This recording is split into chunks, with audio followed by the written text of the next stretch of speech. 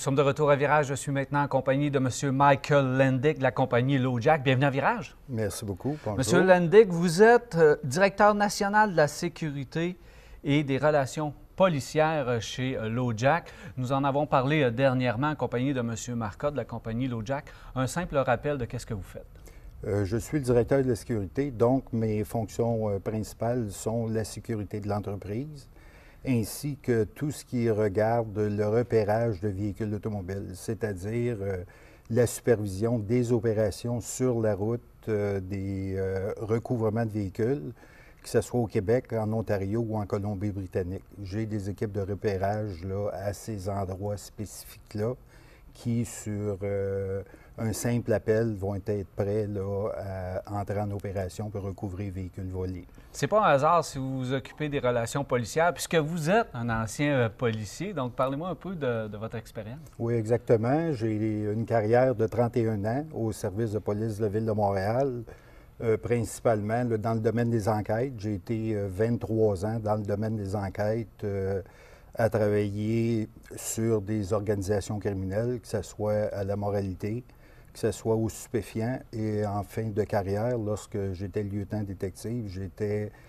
chargé d'une équipe d'enquêteurs qui se spécialisait là, uniquement là, dans le vol de cargo, c'est-à-dire des vols de chargement et des vols de lot dans les entreprises. J'avais également à ce moment-là, là, sous ma charge, là, 2 équipes de filature qui s'occupaient là, de suivre des organisations, de suivre des suspects pour les surprendre en flagrant délit là, lors de crimes qui étaient commis. Alors, lorsqu'on parle de filature, parce que LoJack, vous êtes spécialisé dans le repérage de voitures. Donc, lorsqu'il y a un vol qui est déclenché chez vous, chez LoJack, vous êtes très à l'aise pour faire le lien avec les policiers et retrouver le véhicule volé. Vous savez très à l'aise. Puis je pourrais même rajouter que mon expérience au service de police de Montréal, puis mes fonctions au cours des années, m'ont permis d'établir un réseau là, très imposant de contacts parmi les services policiers, de telle façon que lorsqu'on a des repérages à faire dans des régions éloignées, sur un simple appel, là, on peut s'assurer de la collaboration des services policiers.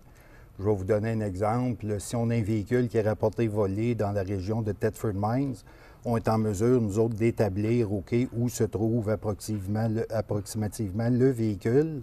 On va communiquer avec la Sûreté du Québec, puis la Sûreté du Québec va entreprendre des recherches dans le secteur concerné, puis la plupart du temps, vont être capables de localiser le véhicule automobile.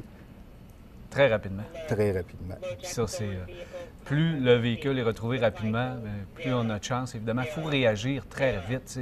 C'est là qui est vraiment là, le nerf de la guerre pour vous. C'est très important pour nous de localiser le véhicule le plus vite possible. Premièrement, pour éviter à la victime du vol qu'il y ait des dommages sérieux qui soient commis à son véhicule. Okay. Ça peut être des dommages qui sont commis lors d'accidents de la route. Ça peut être également des dommages qui sont commis parce qu'on a besoin de pièces. Exactement, lorsque le véhicule est démantelé. OK. Parce que le vol de voiture, il me semble qu'on entend un peu moins parler, mais c'est toujours présent, le vol de véhicule. C'est très présent. On note d'année en année, si on parle là, des 5-6 dernières années, il y a des baisses constantes dans le nombre de vols de véhicules automobiles. On peut parler du Québec, on peut parler au Canada, mais on peut parler également de toute l'Amérique du Nord. Mais ce qu'il faut garder en mémoire, c'est qu'il y a moins de véhicules volés, mais il y a moins de véhicules qui sont retrouvés actuellement. Des véhicules qui ne sont pas munis de systèmes de repérage ne sont pas retrouvés.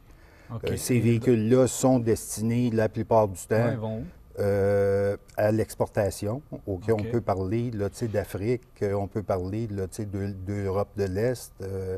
Sont envoyés dans le port de Montréal, dans le port d'Halifax, puis naturellement, là, ils quittent. On les revoit plus. C'est exact. Est-ce qu'il y en a qui sont démantelés également? Donc, on a besoin de pièces, un moteur, une transmission. On ramasse. Définitivement. On a une base de données qui est utilisée par nos techniciens en repérage. Moi, je pourrais vous présenter là, une carte qui indique là, tous les recycleurs qu'il y a, exemple, dans la province de Québec. Fait que s'il y a des recherches qui sont effectuées à ce moment-là, on est assez spécialisé pour être capable de dire, OK, dans telle région, bien, les recycleurs sont un tel. les endroits où on a retrouvé des véhicules dans le passé, dans ces régions-là, exactement. Il y a une chose très intéressante, votre centrale qui couvre, je pense, pratiquement l'Amérique du Nord, c'est ici à Montréal. Parlez-moi un peu de votre centrale. Oui, exactement. On a une centrale. C'est un petit peu la particularité là, de LoJack Canada. C'est qu'on a une centrale avec un personnel là, qui possède beaucoup d'expérience. Cette centrale-là est ouverte 24 heures par jour, 365 jours par année. Et on ne couvre pas uniquement là, la gamme de produits LoJack. On couvre également les produits LoJack, les vols de véhicules qui ont lieu partout aux États-Unis.